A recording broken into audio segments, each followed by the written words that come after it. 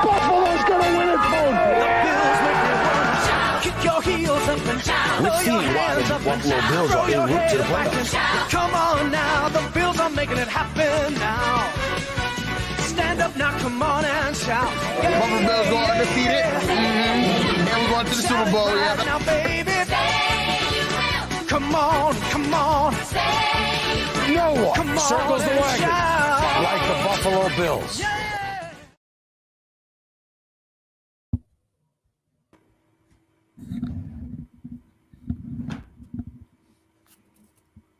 All right, we are live, and we are back. Welcome to another episode of the Overdue Bills podcast. And listen, we're truly excited today. We have a special guest today, and we're going to introduce him in a minute. But let me introduce the guys first. We have our guy, your guy, Matt, aka Matty Ice. Matt, what's up, man? So much, man. And it's game week. I'm still got that excitement from yesterday. Gonna be one day closer, man. I'm really excited. Absolutely. One day closer. Football is getting ready to start. We're all excited. And who other than our guy, Rad, aka All Purpose Rad. Rad, what's up? Man, what's good, man? I'm happy here. 2 days in a row, we back at it. It's game week.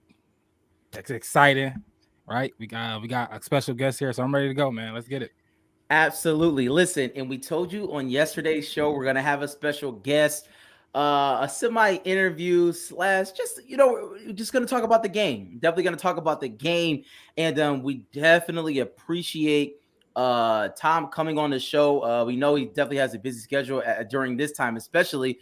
But Tom, if you can introduce yourself and where you come from, just a little bit about yourself and the platforms that you support. Yeah, thanks a lot, man. It's great to be here with y'all and with the Bills Mafia, man. I'm just super excited about this game. Like, I can't imagine a better first game of the season for not just for our two squads, but for the whole league, right? I mean, it's the Super Bowl champs, and the favorites to go to the Super Bowl, go win the Super Bowl. Let's just call it spade how it is. Yeah. So, for me, I'm managing editor of Downtown Rams. We got a blog, we got a couple of podcasts, and so super fun doing that. Covering the Rams and whatnot, and talking about them all the time. So. That's a great blessing for me, just like you guys get to talk about your team and whatnot. And I'm mostly on Twitter at RamsBeat, and that's where I'm at. That's where I get to talk to a lot of Bills fans throughout the season as well. And I'm super excited about it. Absolutely. Thank Tom. Please go follow him at RamsBeat. Please, right now, go do that on Twitter. And kind of before we get into the show, Matt, can you please let the people know who is sponsoring this show today? Yes, sir. This episode and every other episode is brought to you by the good people at Buffalo Wing Kings. There's two things the guys at the Overdue Bills podcast know. That's Bills football and that's wings. Our first choice and the best choice, Buffalo Wing Kings. Hit them up. Football season around the corner. Definitely get your orders in early for game time Thursday, football Sunday, college football Saturday, or just anytime you need some wings, man. Hit our guys up at 716-248-1427 or stop down at their Elmwood Village location at 484 Elmwood Avenue and find out why they say, and we know they got the best wings in town, hands down. And make sure you tell them the Overdue Bills podcast sent you, get 10% off your order. Absolutely. Please go to Buffalo Wing Kings Thursday. Listen, you got to put in your orders early because it's going to be hectic out there. So let me just say this, a little bit of housekeeping, overduebillspod.com, overduebillspod.com. That's where you can find all of our media, all of our merch. Got the hats, got the merch, everything Overdue Bills. Please go over there and support us on that website. And shout out to Buffalo fan base. Please like and share, rate and review, do all of those amazing things that will help us with the algorithm so more people can see this show. It's going to be an action-packed show, amazing show.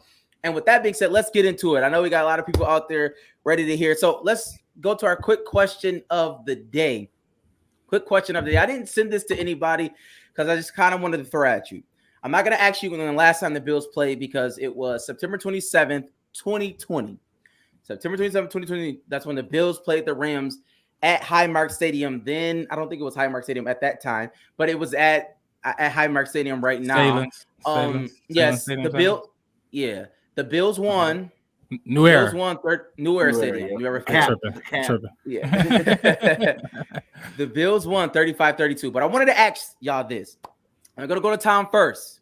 Tom, can you tell me how many sacks Aaron Donald had that game? Oh boy, he had sacks. He definitely. I want to say he had sacks. All I remember is it was like that. All I remember was like a preview of the ultimately of the Atlanta Super Bowl. You guys were up 28-3, and the Rams come storming back, and they did. And I think they, anyway, I think there was a penalty called. I think it was Darius Williams at the very end or something like that. A lot of that's a good memory. Yeah, it was a really close game. But no, I don't know how many sacks Aaron Donald had. You stumped me on that one. He had 2 sacks. Aaron Donald had 2 sacks. Wow. Okay, I thought you were going to be like, some bigger number or something. Oh, no, he only had 2 sacks. So, all right, Matt and Rat, either you can answer this question. You can answer the question in the comments. Just a little fun, lighthearted. No. How many touchdown passes did Josh Allen throw? I'm going to give you the score. It was 35-32. Matter of fact, we're going to do a round robin. Aaron, how many touchdown passes did Josh Allen throw? 1. It was 35-32. I'm so sorry. Yeah. We apologize to every Hutch Tech teacher. That was our high school. We apologize. I don't know what happened there. But the field goal kicker went off. He had 19 field goals. I thought he might have ran in for 3 or something. Yeah, that's good. That's a good call. That's Josh Allen. It's Josh Allen. 1. Matt, how many? I'm gonna go with 3. I think he threw 3 that game. All right, Tom. Yeah, I'm gonna say all 5 were all scores were touchdowns. Interesting. Okay, we have 1, 5, 3, and I will say everybody is wrong. Shout out to the people in the comments. Ed Jackson said 4, and the answer is 4. Wow. He threw 4 touchdowns, 1 interception. So I just, something lighthearted. That was the last time the Bills and the Rams played. Definitely a high scoring game. Obviously, some different players, but some of the same players. And with that being said, let's get into the game Thursday. I think everybody's going to be watching, literally the whole football community. It's going to be a great time. But what I want to do first is, before we kind of get into the X's and O's of the game, Tom, we talked about it on yesterday's show. Yeah. Van Jefferson came up. There's been a lot of talk in the preseason about Matt Stafford's elbow. Is it hurt? Is it not hurt? So if you can you give us like a rough shot of the injury report, like key players that are playing or key players that may be out? Yeah. So in terms of Stafford, obviously that's the media will pick up on anything they can. His elbow was inflamed, sort of hurting. It wasn't injured. I mean, there was no didn't impede his ability to throw the ball all through the end of last year, probably all through the playoffs for sure, maybe even the 3 or 4 games of last regular season game. So kind of this, they call it tennis elbow, tendonitis in the elbow, and it just hurts, right? There's just pain. And he played through it. He's a tough guy. You're a notoriously tough guy. And he played through it all through the playoffs. And so after the Super Bowl, they just shut him down. Like he was down. They gave him a kind of an anti-inflammatory kind of a shot, and just sat him for months, 4 months. And he didn't really start throwing, and he didn't throw during OTAs. He didn't throw at all. And he just started throwing in training camp. And now he's really ramped back up. And he's fine. They're gonna have to manage his reps in practice and stuff throughout the year. But in terms of performance, it's not that kind of injury like if you had a sprain or something like that. I hear that they say it's more so like a pitcher's injury, and not more of a quarterback injury. More something like you said, pain tolerant, something that he's been pretty much gonna have to deal with for the rest of his career, essentially, right? Yeah, I would imagine the rest of his career. Wow. I mean, no doctor, but yeah, that's the kind of injury it is. It's just that, so just manage the reps and the pitch count, as they say. But again, he'll save his quote unquote bullets and big passes for the games. There was I don't know, Amazon, I guess, came out with these new footballs, and there's a video of him on. Did you see that? He threw it 100 yards. I think that was pretty much just to show people, hey, let's quiet down the chatter. So, but in terms of injuries overall, Van Jefferson's the only one that is on the injured. He's active, so he's not pupped or anything like that. He's the only one that appeared on the injury list yesterday, on the injury report yesterday. I didn't see it today. He did not. He's the only one that didn't practice or that was even mentioned on the injury report yesterday. So he's 50-50 for game time. My guess is that he'll either play very limited or won't play at all, and we'll get a heavier dose of Ben Skoranek and Tutu Atwell. Okay. I got my last Matt Stafford injury question. I'm gonna lean it towards fantasy. Do you play fantasy football? I do. Yeah. So were you fading any Matt Stafford this year? Is it or are you you all in? Were you do you got Matt Stafford on your team, or was we nah, the whole elbow? I'm gonna skip him and go. No, I mean, the elbow wouldn't have mattered. Okay. I didn't end up with him, but I ended up with Jackson and who's my backup. So anyway, but the bottom line is that but I would have faded him. He's going to throw for a lot, and it's going to be an air raid offense. So his issues, obviously, he doesn't run the ball like some other quarterbacks do. So he's not as good in fantasy. He also threw a lot of picks last year, which doesn't help. He did. If you're in that kind of a league. Yeah. No, you're right. That's funny. I was listening to another podcast talking about who's going to lead the league in interceptions to put a couple wagers on there. But we don't have to talk about that. But so I'm going to go to Matt. I'm going to go to Matt. I want to go to Matt. Matt, dealing with our injury report. I know Isaiah McKenzie. There's some speculation about that. Obviously, he's very good for us in the preseason. He's going to take a new and improved role because Cole Beasley is not playing with us this year. So, Matt, can you talk about that and just anybody else on the injury report that you've seen and you've heard about? Yeah, I mean, Isaiah was a full participant today, so I don't think there's going to be any setbacks. I think they're getting on the plane tonight to head out there. So I'm pretty sure he's going to be good to go. The only people that really are on the list that I think they were going to be game day scratches anyways are Quentin Morris, the tight end, and Tommy Doyle still with the foot. Now that's that is a big thing because we do need some depth on that O-line, but he wasn't going to start that day, and he probably was going to be a healthy scratch just for roster purposes. But Isaiah went full with that groin, and Poyer was full today too with his elbow. Wonderful. Okay, now that we got the preliminaries out the way, we know who's playing and who's not playing. Let's get right into it. This is what people want to know, Tom, and I just want to ask this question to you, and we're going to deal with defensively first. Simply because obviously a player who contributed last year to a Super Bowl team is not on that team, but he's actually on our team in the person of Von Miller, right? Von Miller, he said that for whatever reason, he doesn't want to be in LA anymore. He wants to come to Buffalo with the snow. So what I really wanted to ask you, Tom, I wanted to ask you this. Von Miller's subtraction from the defensive line, does it what does that mean? Is it a situation where more is being put on an Aaron Donald? Is it a situation that Bobby Wagner is filling that hole, as far as the run stopping of it all? Can you talk about that and how the Rams are kind of trying to move forward without Von Miller? Yeah, I mean, a lot of people don't realize that the reason that they started looking for an edge at all midseason was that our two edges opposite of Leonard Floyd, Justin Hollins and Terrell Lewis, were actually playing pretty well, as was Obo Okoronkwo, who's now with the Chargers. Those three guys really were playing really well, and they were repping him in and out. Hollins is the lead guy. He got a really bad pectoral injury that kind of sidelined him for the rest of the year. Lewis got injured also. Okoronkwo got injured. So now all of a sudden we need an edge, right? Where we can't go into our practice squad and so forth. And then you got all every week you had all the COVID stuff that, could take anybody out at any given time.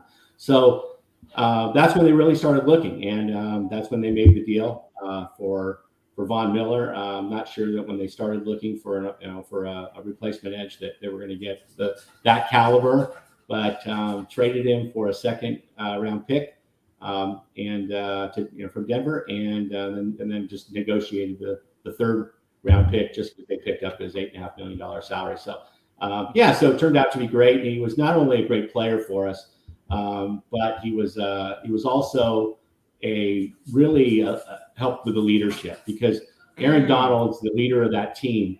But what he did, and this is well documented, he inspired and really coached Donald to be a more vocal leader. He's the most quiet guy there is, but he really said, "Hey, these guys want to hear from you. They need to hear from you. Like you're not doing them any favors by being a silent leader, leading by example only." And then now all of a sudden you fast forward, you see during the Super Bowl, Donald getting everybody up and talking, and he was very vocal. So yeah, Von Miller is credited with not only providing that lift on the edge, but also from a leadership perspective and lifting our best leader. Interesting. Absolutely. So what I wanted to do with Matt is obviously offensively, many people are talking about the Bills to have one of the number one offenses in the league. So what I wanted to do is I wanted to give you an opportunity, Matt, to kind of talk about how, in fact, you think we're going to attack the Rams. And Tom, if you can you talk about how, in fact, you're going to combat that, right? Like, kind of deal with, obviously, we know the Jalen Ramseys, we know the Aaron Donalds, we know the Bobby Wagners, but obviously there are other players on the field that that we might necessarily know that they're capable of doing certain things. So, Matt, can you talk about that as far as us offensively? Well, yeah, offensively, we're definitely we drafted a guy in James Cook. We have a Devin Singletary who the Bills kind of showcased a lot more, gave him a lot more of the carry load at the back end of the season. We have the new offensive coordinator who's going to want to show that he can put together a well-balanced game, I think, to start out. So I think he will try to incorporate that run game. And then obviously we're going to use our projected MVP and Josh Allen in every facet that we can, right? So I think he's going to come out, he's going to try to do a well-balanced thing and, basically attack the mismatch. And I know we'll kind of get into that. We talked about, the Diggs versus Ramsey. That's going to be a showcase. But we do have a lot of weapons on this offense, and it's going to be very interesting to see how Ken Dorsey can kind of put it together. But I will say, Aaron Donald, he can be the defensive player of the year every year. We go into every season, and he's in the top 3 candidates, usually leading the pack in the projections, right? So we got to be able to block Aaron Donald. We got to be able to keep Josh in what they call a clean pocket. You look at a stat by Pro Football Focus, when Josh Allen doesn't have a clean pocket, or, he doesn't have a clean, he makes things look good with his legs. He gets some escapability, but when it's not clean, he has a 45% completion rate. When his pocket is clean and he's able to sit back there and get to his reads, it's at a really high 72%. So, with that kind of guy on the other side of the ball, we got to be able to give Josh a little bit of time to get it out to our weapons. And that's what I kind of wanted to ask you, Tom, because I know there's been a lot of talk of Ramsey against Stephon Diggs, but from my vantage point, I don't know if y'all still are doing this, but last year it was a lot of zone. It was heavy zone coverage. So can you talk about the defensive scheme? Is it a situation where you're going to send more people as far as blitzing to kind of rattle Josh Allen? I'm not sure. What kind of schematically are y'all going to go with this game? Yeah, so there's a lot of similarities between our two teams, and I know the Bills played the most nickel in the league last year, and I'm pretty sure it wasn't even close. There's only a couple of games where I think you guys didn't really go heavy nickel. It was like the windstorm game in at the Patriots, right? And obviously for obvious reasons. And then maybe I think the other one was Tennessee or something like that. It was just it was going to bang the ball. But other than that, so just in similarities, the Rams are also a heavy heavy nickel team, kind of a 2-high shell, light box, that kind of 4-2-5 look, and it is with primarily zone and with Ramsey in the star. I mean, he'll occasionally go out and go, man up somebody like Justin Jefferson. He did a good job on last year, and a couple other guys, where maybe they only had the one kind of singular target. I think Thielen wasn't playing that game, but anyway, the point is that's what's going to happen, right? They're given all the weapons you guys have. I think we're going to get a heavy dose of that 2-high shell light box look, and the key to that, of course, is really twofold. And last year we did a good job of one and not a good job of the other. The thing anybody has to do with the Rams in particular is really rush the passer, but while closing down the running lanes. So that's one of the reasons Donald doesn't get as many sacks as a TJ Watt or somebody like that, who's just all out off to the quarterback. He's playing both the run first and then the pass. And so that's what you have to do when you only got 4 guys up there, right? And 2 linebackers. So that's number one. And then what happens is, because everything's covered deep and you're getting pressure, we got scorched last year in the middle of the field through our linebackers, right? We didn't have Bobby Wagner. Ernest Jones was hurt, and he was a rookie and wasn't hurt. He was hurt a lot of the year. And we had a guy named Troy Reeder, God bless his soul, great special teams player, great man. You know, would love to have dinner with him and his family, but he wasn't a very good middle linebacker in a championship team. And they scorched him, and everyone did. You know, with quick passes over the middle. I mean, he got Debo'd more than you can count. And anyway, bottom line, but one of the reasons we went and got Bobby Wagner to fortify that. Ernest Jones is back for a second year, a tremendous year last year when he was healthy. So we can close that middle down. We can close down the rushing lanes as we get to the passer and put pressure on. Obviously, easier said than done, but that's the game plan that you're going to be seeing. And if you guys can, give him time, and he's willing to, he can throw quick outs, check downs to some of your guys that can get yak. It'll be a long night, but you're not probably going to get a lot over the top. You'll get chances over the middle, and then if you can also plug it with only four guys on the line and 2 linebackers, if your line can get out on that second level and take out those linebackers, then you'll get some good run play. But that's what I think what you're going to see. That's interesting.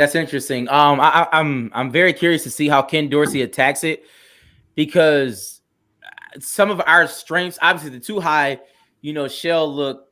Pat Mahomes had issues with it last year. Josh Allen had some issues with it last year. So, it's very interesting to see how we're going to attack that. But I did want to transition kind of to the offensive approach for the Rams, because I guess I want to say, for me, like fantasy is kind of in this question too. This idea of Cam Akers and Darrell Henderson, right? Sean McVay keeps telling us that it's a 2-headed monster, but generally we saw it last year in the playoffs. Cam Akers is coming off a major injury, and he literally got every carry. Like when he came back, like he got a full dose of the carries. So my question is, can you talk about that? Do you think it's going to be a, 1-for-1, Cam Akers get a couple series, Darrell Henderson, or is it going to be a heavy dose of Cam Akers and Darrell Henderson will spell him? Yeah, I think you're right. I think it could be 60-40, 60, okay. 1/3, 2/3, 1/3, something like that. That's typically how it's been. Henderson is a much better threat as a receiver.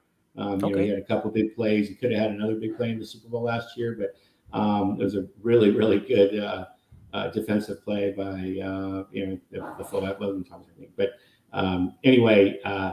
so that's they're both very good at pass pro. We got a rookie, Kyron Williams from Notre Dame. He'll probably get maybe 5 or 10 snaps or something like that. But yeah, it's going to be primarily Akers, and and I think that you're right. I think that it's not going to be sort of spell him like maybe that you would spell Derrick Henry for 10 snaps or something like that. It's going to be more like 2/3, 1/3 or something like that. Okay, interesting. So with that being said, as far as the offensive attack, right? We know Sean McVay is a wizard. He's known for his offensive play calling, but last year, a lot of pundits have been saying that one of the reasons why y'all won the Super Bowl is because Cooper Kupp took his game to levels that no one thought he could ever take his game to, right? He was legitimately one of the best receivers or at least he had one of the best receiving seasons probably of all time. So do you think that this year, even getting Allen Robinson, how do you think that's going to go? Is it a situation where Matt Stafford is going to key in on Cooper Kupp like he did last year, like 12 plus targets a game? Or is he going to spread the ball around to a Tyler Higbee? Like, do the Bills defense have to worry about a plethora of people he's throwing the ball to, or if we could just stop Cooper Kupp, we probably could kind of get a win? How do you feel about that? What do you say to that? Yeah, I mean, I don't know. It's a little bit of a misnomer. I mean, obviously OBJ got his fair share of targets. Robert Woods before that, and then Van Jefferson is a pretty underutilized number 3. So it was really and then Higbee, he gets his a few targets here and there in key third down situations and so forth. But it's really was the primarily Kupp and OBJ were getting, and Woods before it, and then OBJ when Woods went down. were getting the vast majority of the targets. And so that's why they had so many. That's why Kupp had so many. Also just, he got open a lot.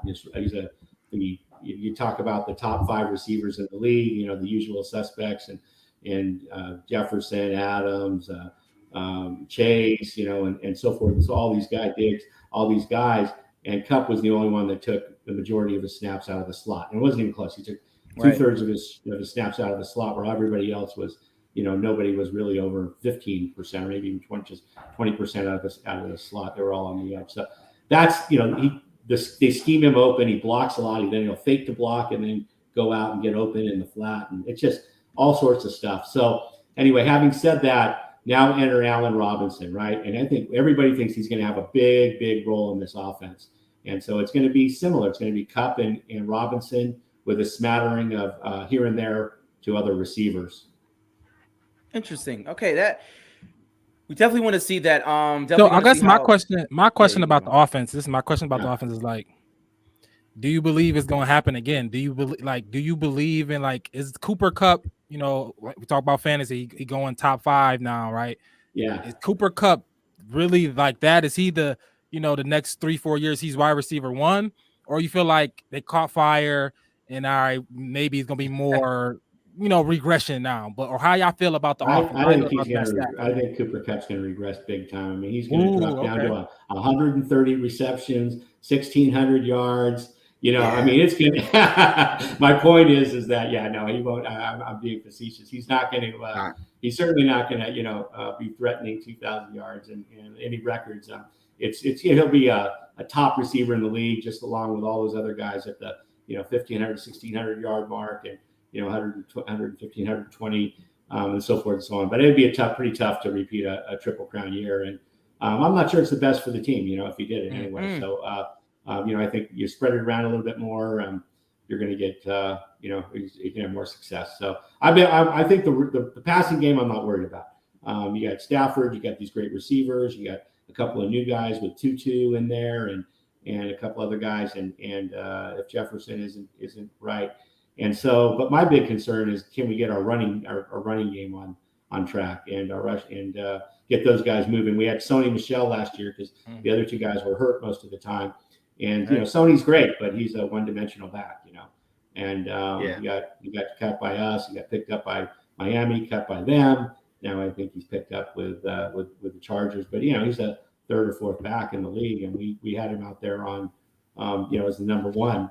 And he balled out. He overachieved like you can't believe, and was our workhorse. But he's not that fast. He's more of a just couldn't really ever get that outside zone rush scheme going because of his speed, and also our blocking, blame some of those guys. But we need to get the rushing game going. And then also we had the fewest receptions by running backs in the league last year. Not even close. We had by far the fewest receptions by running backs. So we need to get our running backs involved and get them activated on the run game, as well as getting them the ball outside. Interesting. That's definitely going to be interesting. I had Daryl Henderson last year. Pretty good, but I think that's going to be the telltale sign of the Rams, not only just in this Thursday game, but moving forward. Because even Cam Akers, he was very inefficient last year in the playoffs. He had got a lot of carries, but not necessarily a lot of production. So we'll see how that. I mean, that is the thing, right? Like if you can turn that on, that will be huge problems. We got to worry about the running game and Cooper Kupp stopping him. God knows how that's going to fare. But what I wanted to do is we do this on our shows when we kind of interview somebody. We like to do our over and unders. We like to kind of see where everybody's at to kind of gauge where the game is going. Now, we are not necessarily endorsing that people put quote unquote wagers on it. I'm not saying that you shouldn't, but what I am saying is that, be careful, tread lightly. But yeah, we just like to have fun. So I want to start off with the 2 guys that everybody's going to look at, Josh Allen and Matthew Stafford. So I'm going to go to you first time, and then Rad, and then Matt. So Josh Allen, over or under 275 passing yards? Oh, okay. We're just doing this game. I got you. I thought you were talking about season, but this is great. Over or under 275 passing yards in this game. I will go over. Interesting. And you can give a little synopsis, or you know what I mean, Yeah, I explain mean, a I little was at bit, you the know, why you think that. Yeah, so at the beginning of last year, I was actually at the game week 3. Rams hosted some guy named Tom Brady. It's pretty good, and he it was a high scoring game, and the Rams came out on top. I mean, they felt they Brady really had to do very sustained drives, but at no time did you really feel like the Bucks were in control of the game. The Rams were tended to be in control of the game, and it was a high scoring game, and the Rams won by I think 10 points or something. But yeah, I feel like it's going to be like that, and I think Brady. My point is Brady threw for like 350 or something. Okay, Matt, over or under 275 for Josh Allen?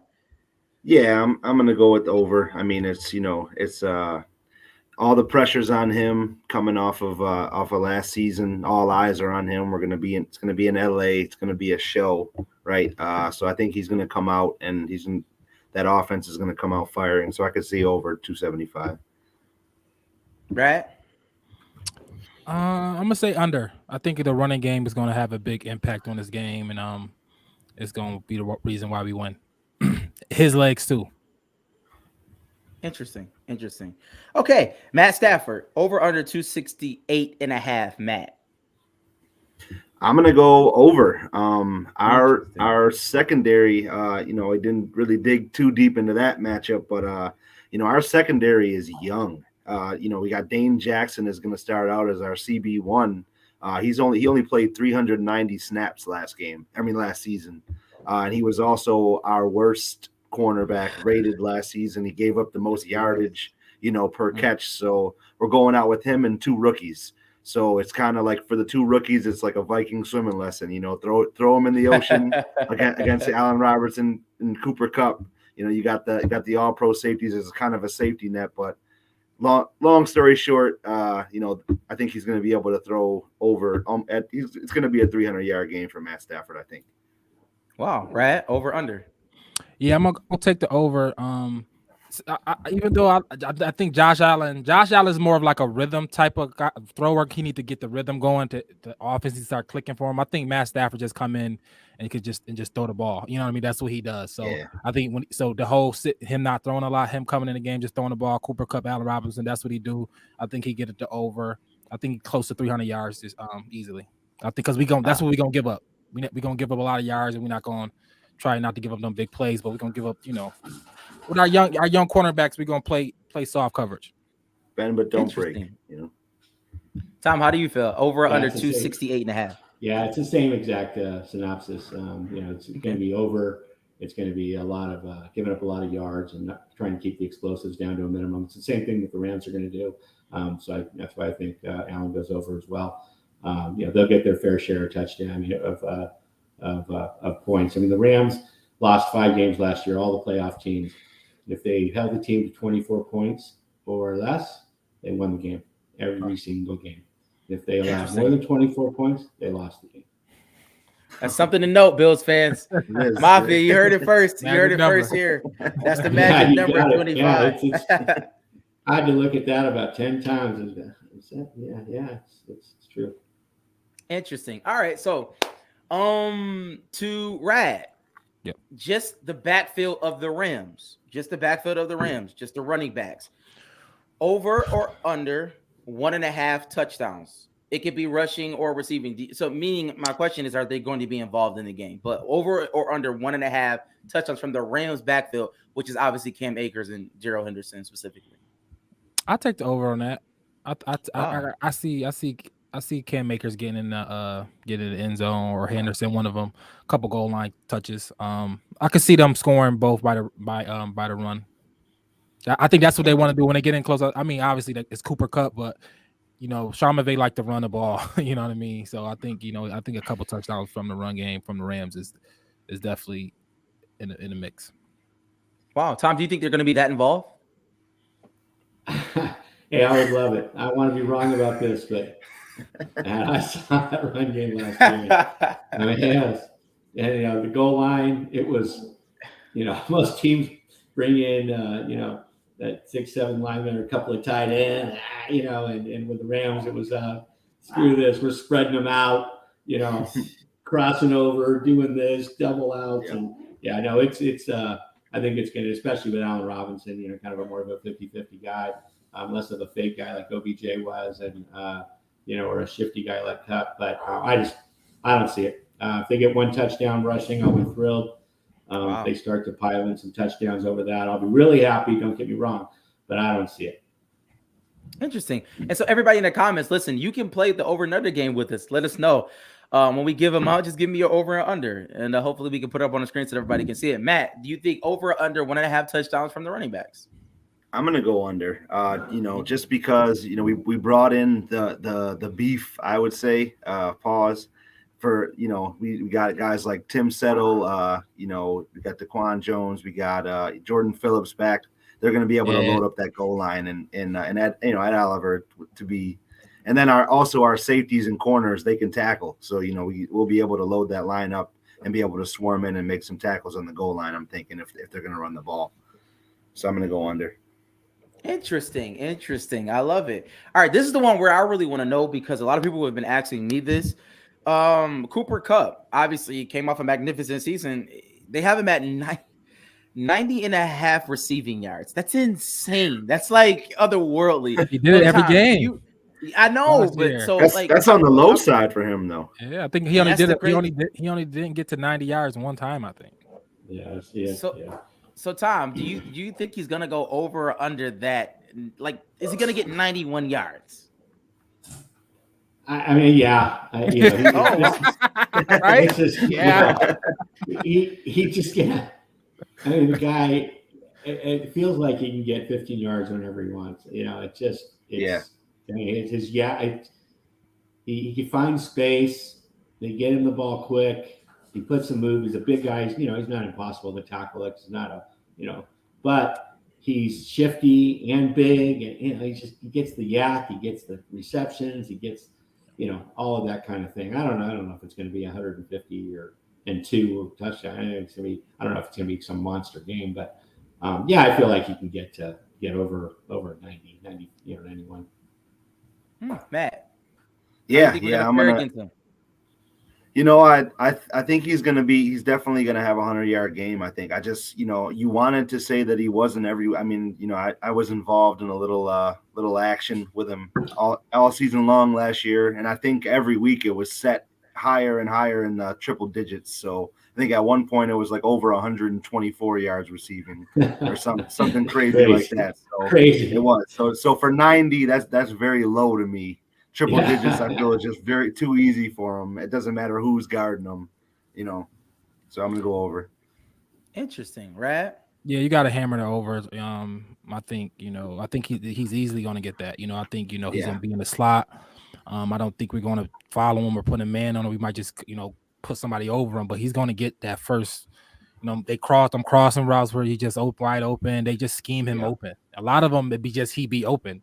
It's not a whole lot of contested catches. It's like, oh, Cooper Kupp is wide open again. You know what I mean? It's kind of crazy. It's like it's nuts. Like, how's he wide open again? So the scheme allows for him to do that, every game. So of course, hammer it over. I might have his one big reception, his 40-yard or 50-yard or something like that, and then he'll just pile on a bunch of, another. So that's how he does it. Yeah. Interesting. So I guess I want to ask this. Matt Stafford has been prone to throw interceptions. I want to shift to the kind of defensive side. So I'm going to just throw it at you. Tom, over or under 1.5 interceptions this game for Matt Stafford? Under. Yeah, he pulled it together. Okay. We traded for Matt Stafford. Everybody knows he's a gunslinger by nature, but you're playing in Detroit for 12 years.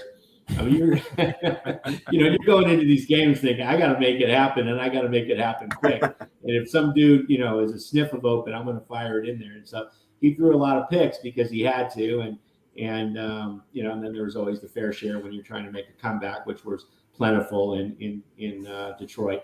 You're throwing picks there too because you have to pass and so forth. So we got the kind of the bad Stafford, but we also got the good Stafford, like I just mentioned. His propensity for comebacks. He has the most fourth quarter comebacks of any active player and quarterback, and so he knows how to do that too. And that came in handy. So he went bad Stafford on us for a stretch there in November last year, and racking up those. And they weren't just picks; there were some pick sixes to start off 2 or 3 games, I think, in a row, and it wasn't pretty. And then he cleaned it up, and everybody, kind of rallied around him and said, "Hey, you don't need to. This isn't Detroit. You're not in Detroit anymore, Dorothy." Is that they say, you can, we got you. So throw it away, take the sack. We're good. We're all good. And then that's what he did. He cleaned it up later in the year, and his picks were typically either a drop, like in the Super Bowl, Skoranek, or a punt interception, like to Van Jefferson in the end zone. So punt, some that really weren't his fault or weren't that impactful. But anyway, he really cleaned it up, and we certainly hope he continues on that path throughout this season. Interesting. Matt, how do you feel? Do you think our defense is going to get some turnovers? I think they're going to get some. I think they'll probably get some turnovers. I don't think they're going to get over 1.5 interceptions. I think they're going to put together one. But like I said, we got the young guys out there. I think an interception may come for one of the guys in the safety position if we do get one, because those young corners, they play very physical. They're press type guys, and Frazier and McDermott love to leave guys on an island, so could end up getting an interception, like a crazy athletic play from a Micah Hyde or a Jordan Poyer. Interesting. Yeah, I'm gonna take the over. I'm gonna say we get 2. I think Elam gets them early on some one-on-one with A-Rob on a, you know what I mean? He just throws it up there, 50-50 ball, and Elam come down with it. I like that, and I think we take him away again, and we still deal with that. I think that's the difference in the game. I think Stafford makes the mistakes, and I think Allen doesn't, and that's how we win the game. So I think we get to him. I think we get him twice. Well, Raz, since you went there, let's hear it. Let's hear it. Since you went there, let's hear it. Let's get the score predictions. Let's get them down on paper. So come Thursday after, we're gonna go back and look at it. I'm gonna go to Rad first, Matt, then I'll allow our special guest Tom to be the last one to give his score prediction. All right, Rad, let me hear it. Me, I said, I'm gonna keep it the same. I thought about upping it a little bit, but I'll keep it the same. I think we win 28-27.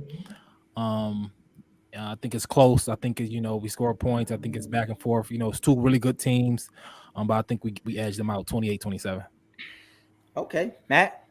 Yeah, so yesterday I'm not going to go the same. I had some time to reflect on my score from yesterday. I will say that the Rams will put up a little more. I said 34-15 yesterday. It was like two touchdowns, 1 2-point conversion, because McVay will do a little 2-point conversion. But I'm going to go with 34-23 today.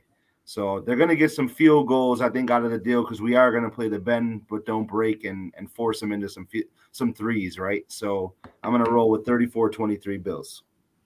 Wow. So no red zone offense for the Rams. Great. All right, Ty, let me hear it. Let's hear the score. Let's hear the score. Yeah, I have. I agree. There's going to be some field goals. But I think it's going to be 30-27 Rams.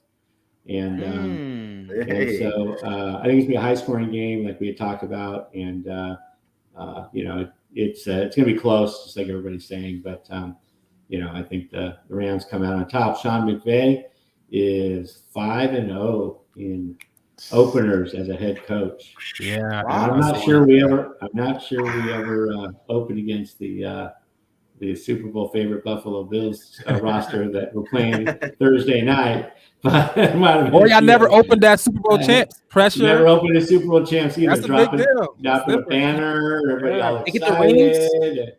And what's that?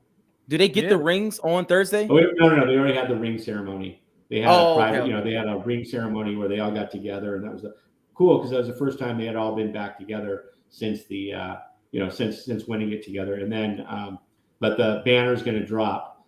And just a little side note, the St. Louis Rams didn't have a banner up in SoFi Stadium last year. There was no banner. Yeah. Crazy, huh? And then that is crazy. On the ring, there usually people put like two Lombardis or something like that because it's your second one or something like that. They only had one. It was like Wow. there was no reference whatsoever to St. Louis.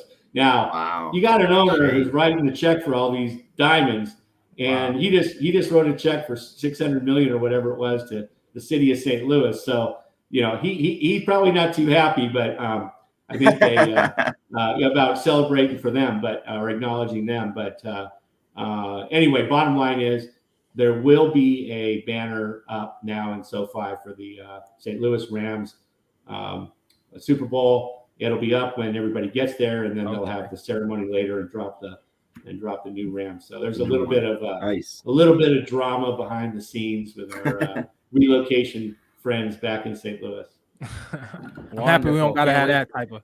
Yeah, we re-up. I know, right? I don't have that drama. We back in Buffalo, baby. They're staying put. Yeah. Yeah. But we definitely appreciate Tom for coming on the show. I did want to ask this one question really, really, really, really quickly for you, Tom. For our fans that are watching, can you give us it doesn't necessarily have to be long, but one player from the Rams that we might not necessarily know. His name doesn't necessarily come up all the time, but Rams fans know that, he kind of moves the needle, for your team. Like he's very, very, very important, influential. And when we play come Thursday, we're going to see him. He's going to be seen on the field. Can you give us one player like that? Yeah, I think the player that some of you guys might know, but it really emerged in the Super Bowl last year in the playoffs is Ernest Jones, who I've mentioned, playing inside linebacker with Bobby Wagner. Everybody's going to know Bobby Wagner, have their eyes on him. But Ernest Jones is a tremendous player, a third-round draft pick.